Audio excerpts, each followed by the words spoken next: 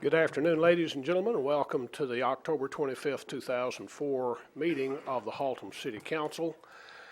We will begin tonight with an invocation and the Pledge of Allegiance led by Council Member Chris Holcomb. If you will, please stand for both of those.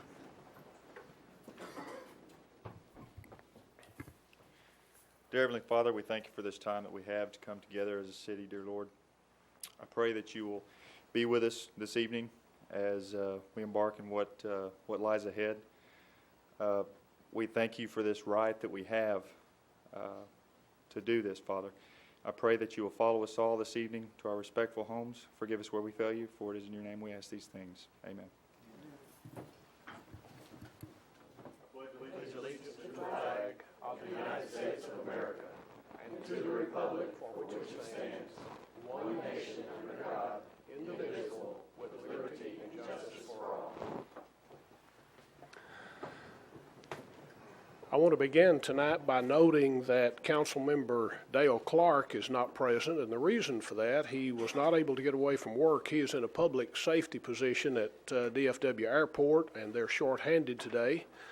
So we miss Councilmember Clark. And we'll move forward then with announcements and events. And Mr. Muir, you want to introduce those who will be making those announcements? Sure, we're going to start with Fran Burns. She's got a few announcements for us.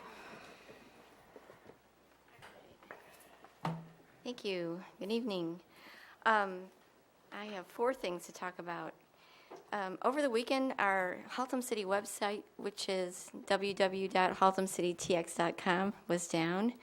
But due to a technical glitch, it came back up again on Sunday, and so we apologize for that, but it was something that was beyond our control. Early voting continues at the W.G. Thomas Coliseum near the intersection of Carson Street and Broadway Avenue. That's for the rest of this week, Tuesday through Friday, 7 a.m. until 7 p.m., so go vote.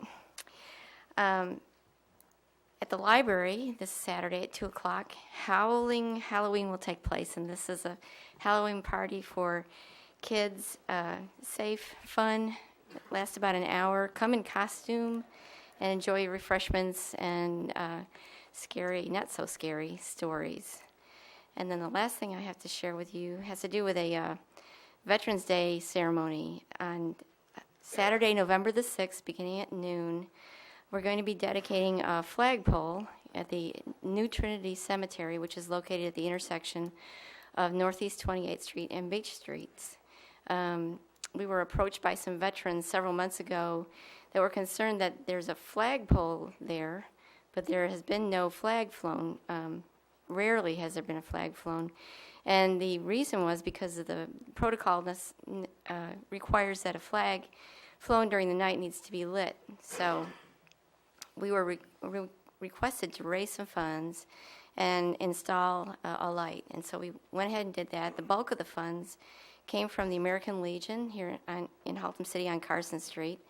And in the meantime, an individual donated a new flagpole. So we now have a new flagpole with an eagle on the top, a new light that will be lighting the flag at night after it is dedicated on November the 6th. So please come and be part of that program. It should be very meaningful. So thank you.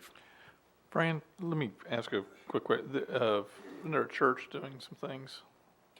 Well, we've invited a church that we knew of that was very active in recovering the cemetery. And back in the mid-'80s, it was so overgrown with vegetation and briars and whatnot, you couldn't even see the stones. So the Corinth Baptist Church of North Side Fort Worth came out with their volunteers, and they did go ahead and get it to where it could be maintained. And the city, for the past several years, has been mowing that cemetery, as you know. And it looks pretty good right now. The beautification board installed some plants, Good. A hedgerow a couple of years ago, and I think this pole lit at night should look really pretty nice. And I may have missed this, did you make an announcement regarding a church that's doing something for the community on Halloween? I understand that Calvary Yes. is doing a party on Halloween, and I apologize, I don't know the hours. I'll do it. Okay, thank you. I'll take care of it. Okay. from 4 to 8 on Sunday, October 31st. Calvary Chapel is going to be doing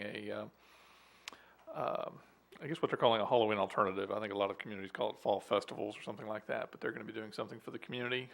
Anybody that's part of the community is welcome to join them there on Thanksgiving Sunday, October 31st from 4 to 8. Now, Mr. Fain, David Fain, our Director of Public Works, has an announcement regarding street signs. Thank you. I think Ms. Burns will assist me in displaying the sign. Mayor White, members of the council, just wanted to show you and display to you some new street signs that will be going up in our community. This won't occur overnight, of course. This will be over a period of several years. Anyway, the city does recognize what is called the Manual of Uniform Traffic Control Devices.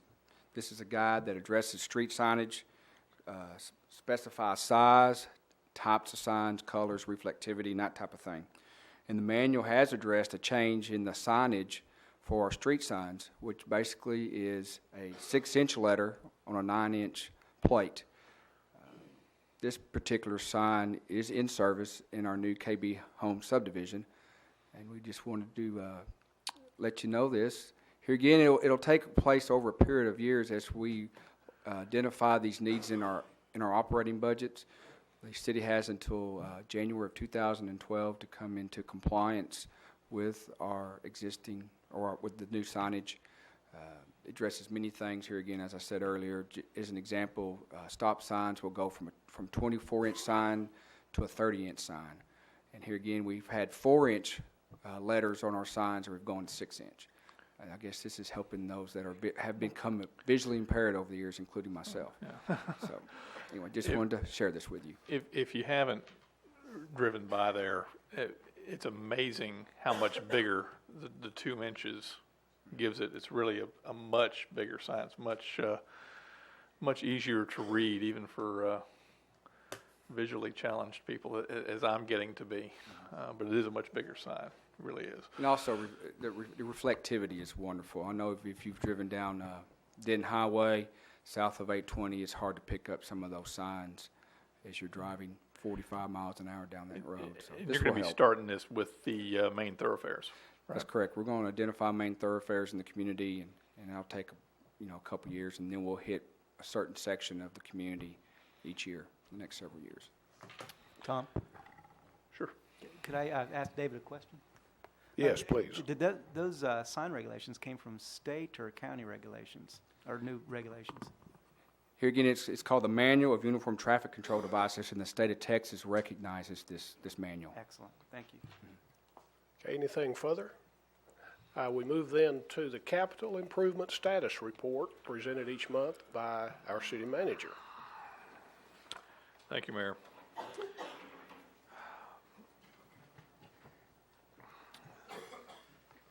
I'm going to start off as we normally do with some of the street projects. There's a new one that I've referenced on here. I'll start off with it. Is Jerry Lane. This is just east of Haltom Road to Riedel Lane. This is the submittal that we gave to the county for our CDBG block grant. The design has been finished. The plans have been forwarded to the county. Bidding will be commencing here shortly. The bids are due to be received on January 26th. I anticipate probably an action item for this council to ratify their selection sometime in March, and construction starting shortly thereafter. It'll be a full water line, sewer line, storm drainage, even gas and the gas lines. The next project would be Garland Street. That's something we started a month or two ago. The water and sewer mains and storm drains were not complete. The street construction was actually supposed to have started today. I'm not sure how much work they got done with the rain we got this afternoon. On Georgian, that's a project being performed by the staff. The sewer lines are complete, and the water line, again, was supposed to have been completed by today, but I'm not sure if that actually happened.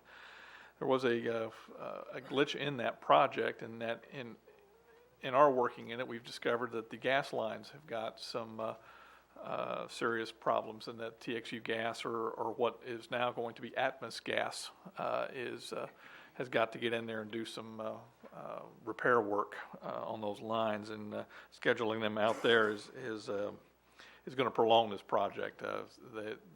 Their urgency does not meet ours, so we are working with them to try and get them out there and get the street paved. 'Cause I know those residents out there have been waiting a long time. On the street overlay project, there's a list of streets that's referenced here in the CIP. All of them have been complete except for Sabelle. That should be done by mid-November. On the building projects, the Municipal Service Center, Phase 1 is substantially complete.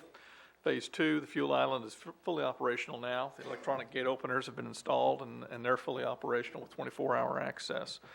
We still got a few items to deal with, like hose reel adapters and signage, break room air conditioning, some issues with the compressor, those types of things, but they're somewhat minor.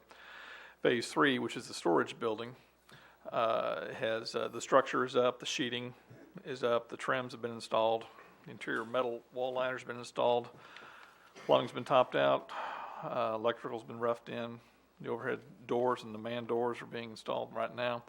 Punch list is scheduled to be starting November 10th, so that should be substantially finished by Thanksgiving, with probably punch list items still taking another 30 to 60 days to complete. The rec center.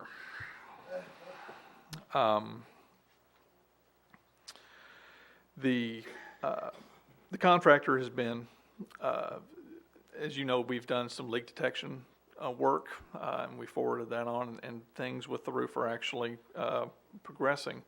It's nothing that can actually be seen by citizens or y'all that are out there, but work is progressing. The contractor's been in direct correspondence with the roofing contractor and the product manufacturer to make required roofing system repairs and adjustments. A new installation crew and an extensive documented shop drawing review process has been submitted to the architect. The roofing contractor at the appropriate time will be removing all the excess caulk and replacing trims and installing proper gutter liners. I thought things in this area were really going to be going well until they started yanking the caulking and the roofing stuff Friday without being directed to by us. So unfortunately, with the rain that came Friday and Saturday, we had some more damage in there. So we did not have a pleasant meeting today. The air conditioning systems, on a positive note, the air conditioning systems are operational. The interior millwork, the plumbing fixtures, the electrical fixtures, interior glass, interior doors, hardware, acoustical ceiling, they've all been installed. But due to the leak problems we had over the weekend, the panels, the ceiling tile is some of it's having to be removed. Electrical service, there's a problem with the generator. Thought we had a solution worked out for the generator. Come to find out we don't have, at least we're not as far along on the solution as I thought we were, and we're still working on it. We're hopefully to have that done by the end of the week. But I had somebody email me last week asking, when do I think the completion is, as I'm sure everybody else is kind of wondering, and hopefully by the end of the year. I saw some hope last week, working the last couple of weeks with these guys, that we'd actually might have something early December, but with the disappointing news the last few days, it's been put off to the end of the week, but it is still progressing. There is still work being done with it. There's still an intent to finish this thing. I don't get the feeling that anybody's slacking off or just making some poor decisions on some contractors and subcontractors right now. With that, I'll take any questions. Any questions for Mr. Muir? I have one or two regarding the recreation center. Sure. I know this thing has drug on way too long, and from your standpoint, as well as from that of the council and the staff and the city, when we come back here to this position a month from today, what can we expect? What do you anticipate will be in place that we don't have today to move us forward on that? I anticipate that the electrical generator issue will be solved. I anticipate that a plan will be in place and well underway as far as the roofing systems. There's another issue with the exterior wall. It's a decorative separate serpentine wall there that we've had ongoing issues with. I anticipate a plan settled for that. I mean, we've been working on plans and never having something settled. If we can just get some decisions made and between attorneys and insurance adjusters and engineers, the architects, it's getting the many people that seem to have a growing role in this thing all on the same page has been frustrating. But that's what I'm hoping to be able to report to you in a month. Okay. Further questions or comments by the council on the capital improvement status? Okay, there being none, we move now to the consent agenda. That is items 2 through 9. This is considered to be self-explanatory and will be enacted by the council with one motion. Approval by the council of the consent agenda authorizes the city manager to move forward to implement each of these items in accordance with the staff recommendation. That having been said, what is the pleasure of the council regarding the consent agenda? Councilmember Holcomb? I make a motion we accept the consent agenda as listed. Councilmember Hutchison? That's our second. Have a motion and a second. Do we have any discussion on the motion? Okay, if you will, register your vote, and I will display it at this time. And that passes by unanimous vote of the council present. We move now to item number 10. This is a public hearing, and we will first of all hear from our Director of Planning, James Pliska, who will introduce this subject. The council will have an opportunity to ask questions of Mr. Pliska. Once that is completed, I'll open the public hearing. Members of the audience will be given an opportunity to speak for or against or put any input they have into the consideration by the council on this item. Mr. Pliska, what are we doing with item number 10? Thank you, Mayor. Members of the council, citizens of Haltom City. Tonight's amendment is to address the city's masonry corridor ordinance, and this is to increase the areas of the city that are required to have masonry on new and remodeled construction in these business corridors.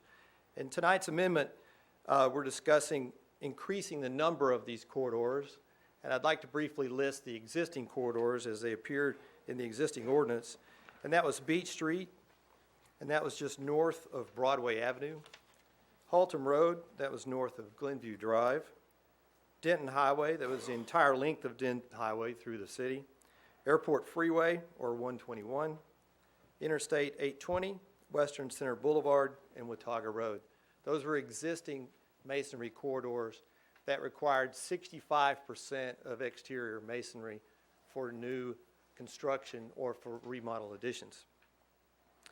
This ordinance amendment that the P&Z looked at would like to increase these corridors to all of Beach Street, all of Haltom Road extending north and south through the city, again all of Denton Highway, Airport Freeway, Interstate 820, Western Center Boulevard, Watauga Road, and to include the following new streets: all of Belknap, all of Broadway Avenue, Carson Street, running north and south, Midway Road, east and west, to also include Northeast 28th Street, that's all of that, McLean and Glenview Avenues, Fossil Vista and Fossil Creek Boulevard. Planning and zoning looked at increasing these corridors and also looked at whether to increase the percentage of masonry, which is in the old ordinance at 65%. There was some discussion among the commission members about potentially increasing this percentage. There was some discussion to increase the 65% up to 80 or 100. P&Z, however, left it at 65 with the condition that my staff do research of surrounding communities, of which we did of Keller, which has 80% masonry on all structures in their districts. North Richland Hills requires 100% masonry. Fort Worth does not have a masonry ordinance at this time. Watauga requires 80%. Richland Hills requires 80 and 100% depending on the district. With this in mind, I'd like to remind the council that I did notify P&Z that if there was a discrepancy with this percentage being a higher percentage in surrounding communities, I would like to then take it back to P&Z and revisit this ordinance if the council so wishes. In addition, at the pre-council tonight, we discussed it possibly amending the zoning ordinance to include the masonry requirements in that so that the Zoning Board of Adjustments could have control of the variance issue rather than the city council visiting these issues when a variance is requested from this standalone ordinance. Members of the council, any questions or comments regarding the presentation Mr. Paliska has just made? Okay, there being none, I'll open the public hearing at this time, and I'll remind members of the audience that you're given at this time an opportunity to address the council. You will have 6 minutes time limit in which to do that. We do have 2 requests to appear before the council tonight. It is not necessary on a public hearing for these forms to be filled out. However, we will honor those who have filled them out and give them first opportunity to address the subject, and then following that, any member of the audience who hasn't filled out one of the forms will be invited to address the council to express your thoughts about the masonry requirements as presented, as well as ask questions of the council or staff regarding the proposed ordinance that's before us. So at this time, our first appearance before the council form to be filled out, Mr. Bob Watkins.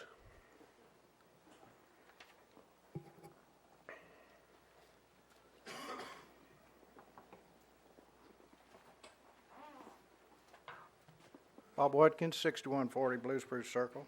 I'm trying to stay eligible for my $10 here. If I speak every time, maybe I'll. But some of the questions were answered in pre-council, or some of the questions I had were at least asked. Ms. Branson asked about additions. That was a question I had. I thought the same thing she did. If you've got a real nice looking metal building, and then you run out there and you're forced to put a, maybe real nice, but anyway, a brick something on the side of it, is that not liable to make your real nice metal building look bad?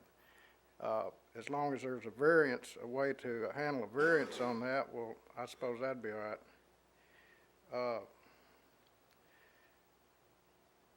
Speaking of variances, I was wondering why this is something that the city visits instead of the Zoning Board of Adjustment, and Mr. Olson explained that. Although I'm not sure I'm clear why that is, it suits me. The Zoning Board of Adjustment doesn't need to look at anything like this, I don't believe. I'm interested in some of the streets, Midway Road, all of Midway Road, and all of McLean. I can visualize that on those 2 roads in particular, there are some areas that are really heavy industrial, and it just seemed like that might be, and there's everything that's there. Up on McLean, I made a trip up McLean today, and except for the building, I don't even know who's in it now. The guy that built it, I knew was Mr. Luce. He has a nice brick building, but most of the buildings up there are metal, and I'm wondering the same thing. Are you getting an area that's solid metal? I know you got to start someplace, but I don't know that you start dead in the middle of a whole bunch of metal buildings and decide that, particularly if you build nice-looking metal buildings, if that should be the case. I found myself in the same position I was last time on the wastewater thing. I'm in agreement with a whole lot of the idea, but I still say, and I hate to keep, no, I don't hate to keep, I love to keep reminding you that none of y'all own any businesses here. And I don't know if you need to start taking into consideration, at least before you jump out and do things, that there are people that have businesses here that you're liable to force out. And there's people that are thinking about building something and would prefer maybe a metal building, and that's what's in their budget, and it may prevent them from moving here. Now, I guess that might leave a space for somebody that's got a different budget, but I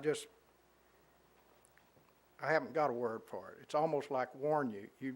You've got to start remembering that there's there's business people in this town, and some of us vote.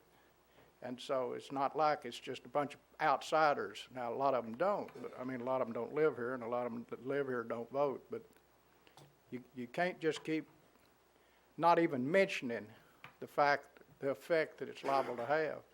As I said last time about y'all not even casually mentioning that you might address something after a while. It doesn't make any difference why you bring it up. I think it would be nice for the business owners in Haltom City, or the potential ones, if they at least thought that you were some kind of interested in what was going to happen to us and our businesses. I believe that's it. I don't even have to address it. I don't need 6 minutes. Thank you, Mr. Watkins. Mr. Pliska, before I call on the next speaker, I have a question for you. Mr. Watkins brought up a very valid point regarding the matter of business owners. What we have brought before us tonight is a recommendation from the Planning and Zoning Commission. That is correct? That is correct, Mayor. And do we have business owners on the Planning and Zoning Commission? That is correct. The chair is a business owner, and there are 2 other members that are business owners. So of the 7 people who voted on this to recommend to the council that we take this action, 3 of those own businesses and live here in Haltom City. Is that what I'm understanding? They do live here. Then that, Mayor, is off the top of my head, but I believe there are 3. Right. Okay. Right. Any further questions before I call on the next speaker from any? Mayor, could I address the metal building facet? Yes, sir. P&Z did investigate the metal building issue as well. At first, P&Z did not want metal buildings to be facade with a stone facade, but the ordinance does allow for the ability for a construction of a metal building to use that technology and then do a facade exterior of 65 to 80 or 100% masonry as well. They did look at even taking that out, and they decided, no, we do have a lot of the metal buildings in the town, and we do want to be able to offer that technology to the developer as well to use the cost effectiveness of a metal building, but then to complete the masonry requirement with an exterior facade, which the ordinance does define to meet those requirements. So you still can use that technology. Okay. Anything further, Mr. Pliska, before Councilmember Sutton? Yeah, I was just that spurred some thought. From what I remember in pre-council, and maybe I'm projecting this on another conversation, but didn't it, this was kind of a catching up to the other cities around us as far as the ordinances, the masonry ordinances they have on their books already. Is that not true? That is correct. Some of the other growing cities don't have corridors. They just incorporate them in the entire city based on their zoning. We opted, of course, to have, because of our diverse districts, we have a heavy industrial district as well, to not completely affect that. That's why they chose to not incorporate them in the district, but into corridors in which those districts are located. Yes, sir. Anything further? Okay, our next speaker who signed an appearance before the council card, Mr. John Williams.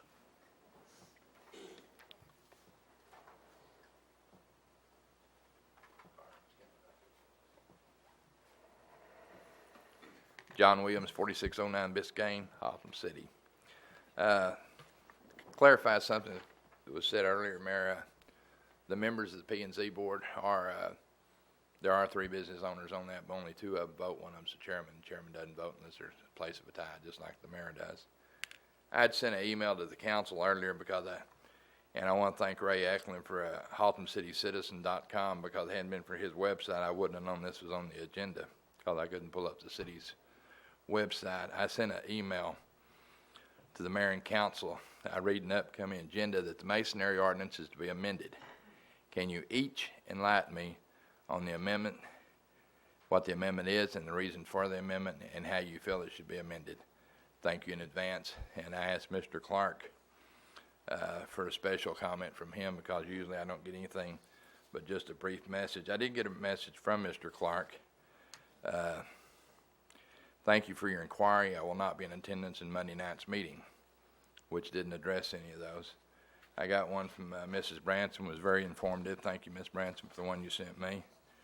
And I got one from Council Member Hutchison. I did not receive your email until today when I checked, and I presume that Mr. Clark has adequately answered your inquiry. So let's not assume Mr. Clark adequately answers my inquiry anymore. I want to know how each one of you felt about it. I noticed on here that there's quarters pointed out, and originally in the ordinance when this on there, quarters were pointed out. And the reason we left some out that time farther south was because to do a construction down there, the type of businesses going in. And as Mr. Watkins said a while ago about the metal buildings and whatnot that are over on Midway, I do find it amusing that 3 of these quarters, or 2 of them, Midway Road, are multiple businesses owned by 2 of the formerly recalled council members. 28th Street is another one of a formerly recalled council member.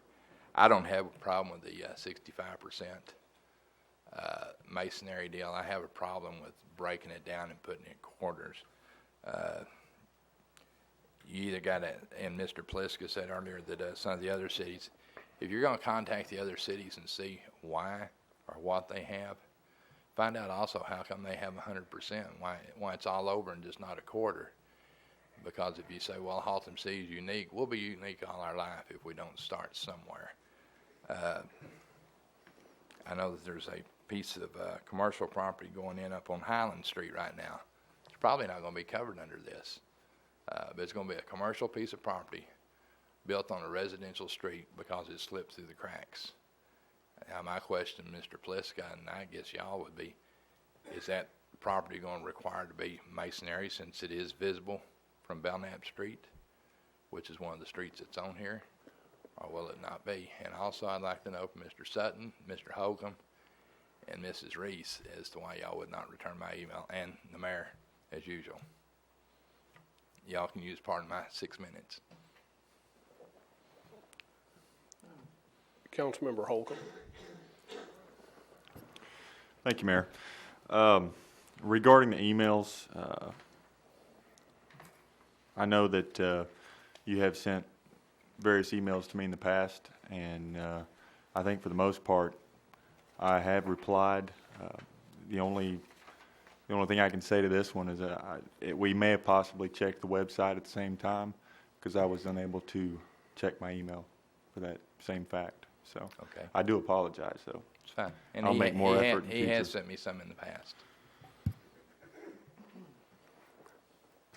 Who else, Mr. Williams, did you ask? Miss Reese, she has sent me some earlier in the past, but I haven't got responded to recently. I haven't been able to read my email.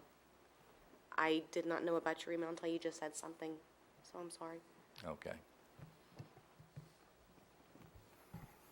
Yeah, I've also responded to Mr. Williams on from time to time, but I'm not always going to be responding to Mr. Williams, depending on if it's something that I have not made my mind up yet.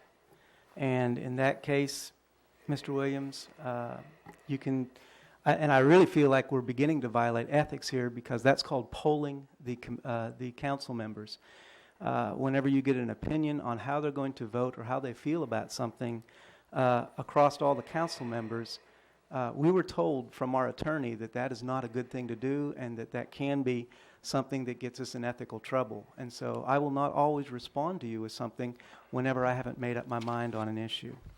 I think it's kind of simple. It says, I read in the upcoming agenda, the masonry ordinance to be amended. Can you enlighten me on what the amendment is? And you didn't. I mean, you can't answer half the email and tell me that, and tell me you can't tell me about the other. First of all, Mr. Williams, that email was sent right before the computers went down. You were aware that this was on the agenda, and I was not able to get the email till then. I was still doing my own research on what this was about. It just responding to an email where you don't really know yet what the amendment's about, you're still doing your own research, is not fruitful for either of us. Gentlemen, I mean no disrespect, but this is a public hearing for the masonry ordinance, not emails. Well, it's concerning the emails why they weren't returned. You know, if it hadn't been for you to send me an email back, I came here tonight in the dark. I'm just trying to get the council and the citizens back on point. Yeah. This is a public hearing. That's all I'm trying to do. Okay, we are back on point. Anything further on the masonry? You have Mr. no Williams? comment, Mr. Mayor? Yes, I do. Your question is why I don't respond to your emails? You want me to wait till visitors and citizens and, no, you can't answer then. I would prefer that to keep us on point. This is a public hearing about the masonry part, but let me ask a question of the attorney. If he asks in the Visitor Citizens Forum why I do not respond to his emails, is that something I can do within the bounds of the law? Can't do it. Go ahead and do it. Okay. Okay. Okay. As we focus on the public hearing regarding the masonry ordinance, do we have any other members of the audience who wishes to address the council? And Mr. Eklund, you're familiar with the rules and the time limits, so I won't belabor the point.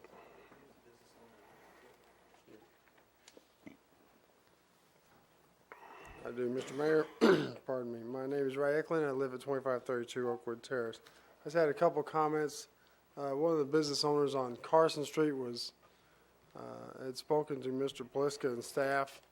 He has built a tilt wall building. It looks very nice. He's landscaped his property. It's been probably 5 years now. He knocked down an ugly frame house and reconstructed a whole corner. It looks real nice. He runs the gutter shop down there on the corner of Highland and Carson. And he was very supportive of the idea of the masonry corridor along Carson Street. And other ways, he told me that he felt that it was an investment in his business as well as the community. And I'm sorry he was not able to make it this evening to share those thoughts with you. Other thoughts I'd like to share with you are the business location, whether the business will come to Haltom City or will we run them out with this kind of plan. I think it's relative. Where else are they going to go? Well, you know, if they run up the street to Watauga, they're faced with even a stricter ordinance. So as we look at these laws and we try to bring our city up on multiple issues, let's not be scared off that we're going to run somebody out of town. Things are relative. Where are they going to go? Well, they can go over here, but the taxes are 40% higher. They can go over there, but the water fees are higher, you know. So everything's relative. I'd like to remind the council that the masonry ordinance, and Mr. Pliska and I have had numerous discussions on this issue, regarding home building in Haltom City is, if I'm not mistaken, 75% on all city property, I mean, all property. So, you know, and the discussion is that it's designed to bring property values up and improve the neighborhood. So if someone wants to build a frame house in this city, they'll have to go through the ZBA or whatever it is. Again, this is an investment in the future, and I appreciate the council's efforts on this so far and the staff. And personally, I find it to be a good improvement. I hope you'll all pass it. Thank you. Thank you, Mr. Eklund. Councilmember Branson. Thank you, Mayor. Mr. Williams had asked a question back when he was speaking to address the difference between the quarters versus the zones. I'm trying to read my writing. And I was hoping maybe Mr. Pliska could explain the thoughts on that, maybe help. Yes, I'd like to. The corridor would include lots with actual frontage on those streets. In the ordinance that had been amended prior, back in 1998 or so, they only allowed for a 500-foot distance to extend back into that lot, which faced onto that particular corridor. But the ordinance we're amending tonight included the entire lot, which has frontage on those corridors. Now, the lot he has in question on Highland, of course, does not front on any of those corridors. It fronts on Highland, so it would not be affected by this ordinance, nor would it be affected at this time because it's currently under construction and therefore grandfathered, so to speak. I don't like to use that term, but grandfathered or has a vested right, so to speak, as to construct it away the plans that were submitted. Anything further? Thank you, Mr. Pliska. Yes, sir. This is a public hearing, and we continue with that public hearing by asking the question again, do we have anyone in the audience who wishes to speak on the subject of the masonry ordinance that's been proposed? Okay, there being none, I close the public hearing at this time, and I'm ready now for a motion regarding this item. Councilmember Lanford. Thank you, Mr. Mayor. Move that we honor the wishes of the Planning and Zoning Commission and table Z00504 for further review by the Planning and Zoning Commission. Councilmember Sutton. That's for a second. Councilmember Bransom. That was a second for a motion. Okay, Councilmember Hutchison. In addition, I would ask, as Mr. Pliska brought up just a few minutes ago, that the Planning and Zoning Commission also consider making this a part of the, not a separate ordinance, but a part of our zoning regulations too. That'd be a part of this motion. Mr. Lanford, would you agree to that? Yes, that can be part of the motion. Part of the second? Also? Yes. Okay, we have a motion, a second. Do we have any discussion on the motion? Councilmember Sutton? Yeah, just ask that if we could take the pertinent comments that we've received from the public and pass those on to the Planning and Zoning Commission also for their review, if that's... Point well taken, and I know some concerns have been raised by our speakers tonight regarding the some of the issues involved in this. Since this is being referred back to the Planning and Zoning Commission, I would encourage you to take those same concerns and issues to them when they have that meeting and let them address that, and they will incorporate that, I'm sure, into the recommendation they bring forth to the council.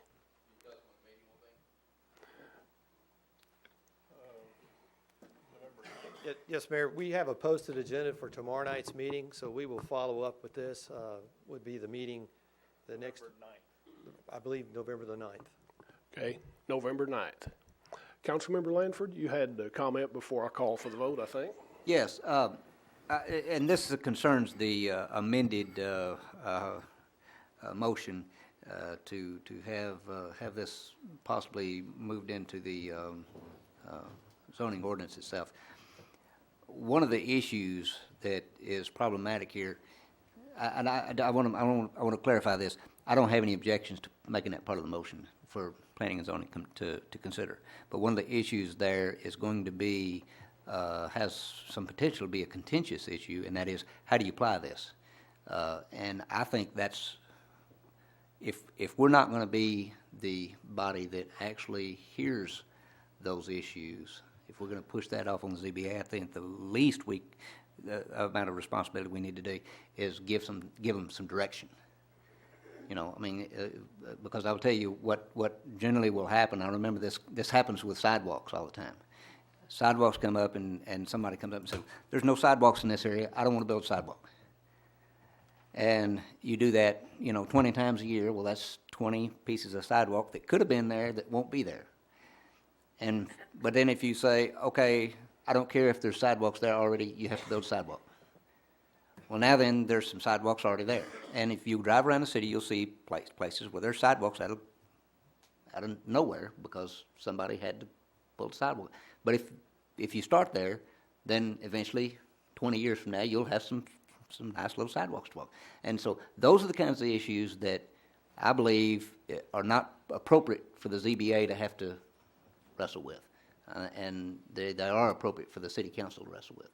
And so I just wanted to say that, even though I'm in favor of letting the P and Z hash this out and get their recommendations, I just want to caution us that we don't push something off on the ZBA that is appropriate for the city council. Mr. Paliska, the concerns that Councilmember Lanford just raised regarding his caution, is that something you can convey to the Planning and Zoning Commission? Yes, Mayor, I'll be glad to convey that to the Planning and Zoning, and I do believe they will look at both facets, whether or not to incorporate it in the zoning ordinance or whether or not to leave it as a standalone ordinance. Because some discussions in this standalone ordinance were to further narrate the variance procedures to avoid those types of situations that Mr. Lanford was spelling out. And they were leaning in those directions to place a stiff limitation on the variance requirement, basically. And they may want to lean towards the standalone ordinance and then have this come before council. Is that sufficient for your concern? Thank you, Mr. Paliska. Thank you, Mayor. Councilmember Hutchison. Yeah, I want to go back to what Bill said just a few seconds ago, and I think the point you brought out, Mr. Paliska, is a very important point about the variance issue, and I guess that's what I was addressing mostly when I said I think we ought to consider that as an amendment to his motion, because I want the Planning and Zoning Commission to look at those variance requirements, as well as making a part of not a standalone ordinance, a part of the requirements for zoning. So that basically that's what I was referring to when I said the amendment. I may not have made myself clear. Thank you.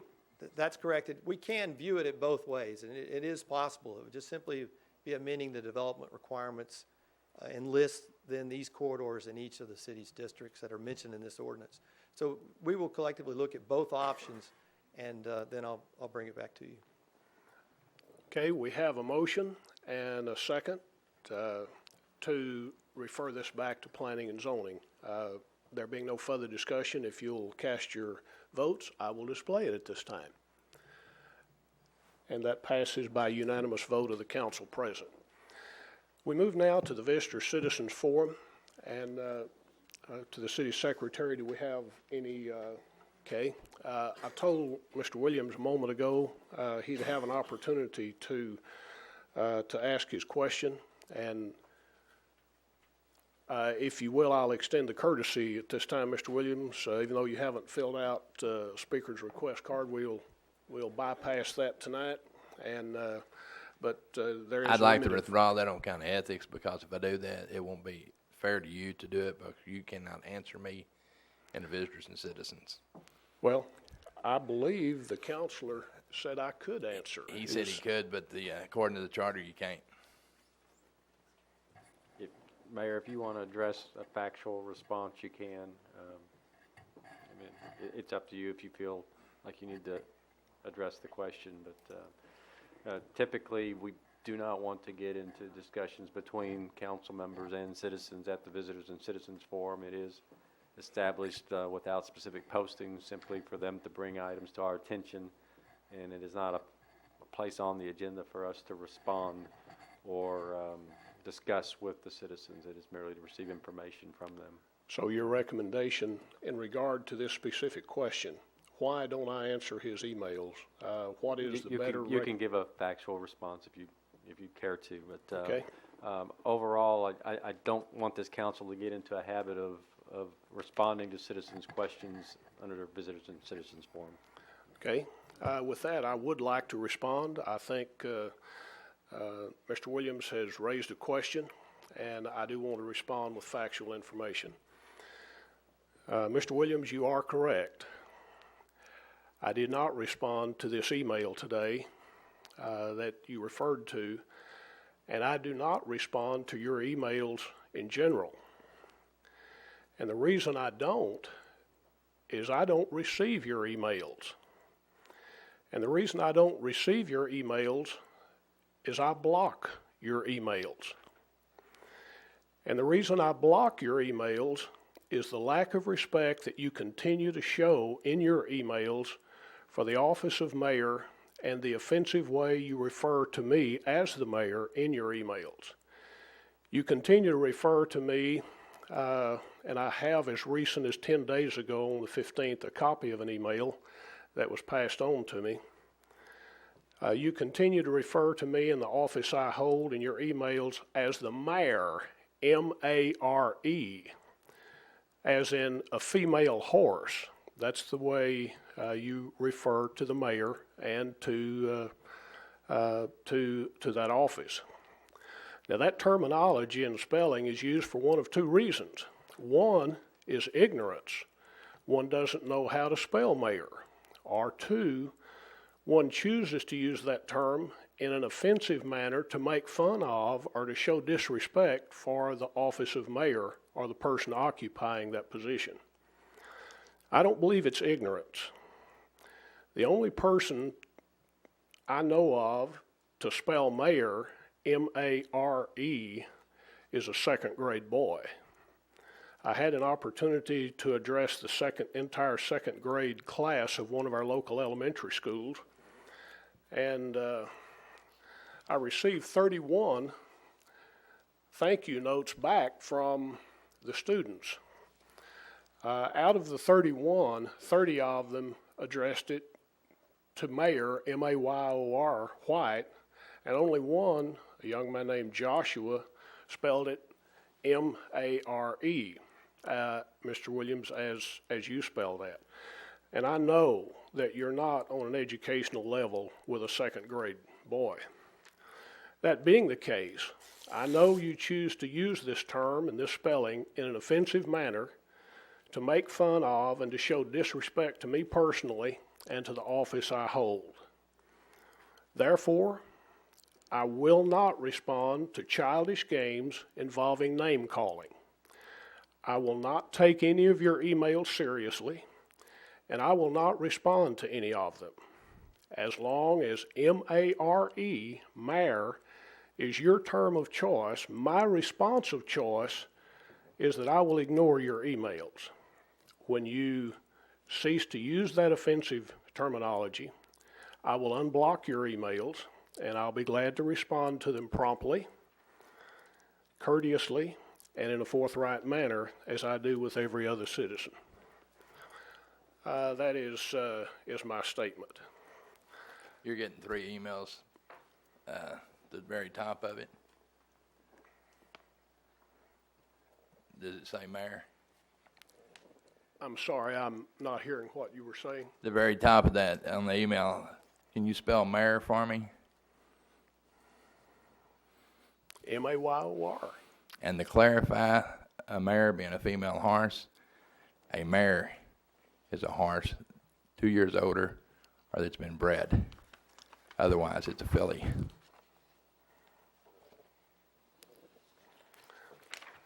Okay, we move now to boards and commissions. We do not have any resignations, I believe, members of the council. We do have an appointment, Councilmember Sutton. Thank you, Mayor. We've had the unfortunate passing of Sandra Logan on the ZBA that many people may have been at her funeral and are aware of her passing, and we really mourn her passing. And our condolences go out to Ralph and the family. But we have a vacancy we need to fill in the ZBA because it is an active board. Sandra filled place 1. I'd like to put an alternate that has served on this board for some time, David Harper, and nominate his. He's come up to speed on what the board needs and what the board does, and I feel like he'd be a good addition to the board, and have also talked with the chairman expressing my desire to do this and have his concurrence. So I nominate David Harper for the place 1 ZBA. Okay, we have a nomination of David Clark to a permanent position. David Harper. Yep. To a permanent position corresponding to Councilmember Sutton's position. I'll ask for the council to register your vote at this time regarding your desire to ratify. And that passes by unanimous vote. With the appointment of David Harper to a permanent position on the Planning and Zoning Commission, he had previously represented my position as an alternate.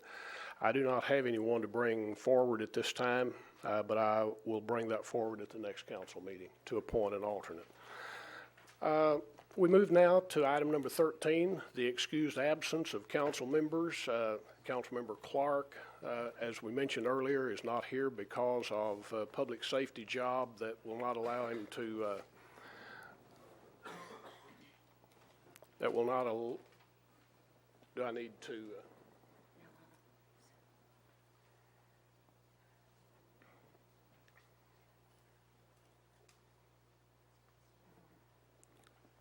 Mr. Muir, is there anything the council or I need to take care of at this time?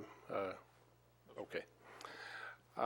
With Councilmember Clark with a public safety job at DFW Airport and then being shorthanded, he's not able to be here tonight, we need a motion to excuse that absence. And I've got 5 lights, and I think, if I'm not mistaken, Councilmember Lanford is the first light that came on a moment ago. Move to excuse Mr. Clark's absence. Okay. Do we have a second? Councilmember Holcomb? Yes, Mayor. Second. We have a motion, a second, to excuse. If you will, register your vote at this time regarding the excusing of the absence of Councilmember Clark. And that passes by unanimous vote. The items on the agenda having been addressed at this time, the council will move into executive session as authorized by the Texas Government Code, Section 551.071, .072, and .074. And we'll... Excuse me, Mayor, if I can interrupt, I was just handed a note that one of the one item we were going to be meeting in executive session, somebody's feeling ill tonight, and we'd like to wait till the November meeting, so there's no reason for executive session tonight. As I think Wayne's got nothing to brief us on. So if it's okay, we can adjourn if you so choose. Okay. Strike that from the record, what I just said about moving into executive session. The council, having addressed all the items on the agenda and there being nothing in executive session to address tonight, we stand adjourned. Brenda's not feeling. Okay.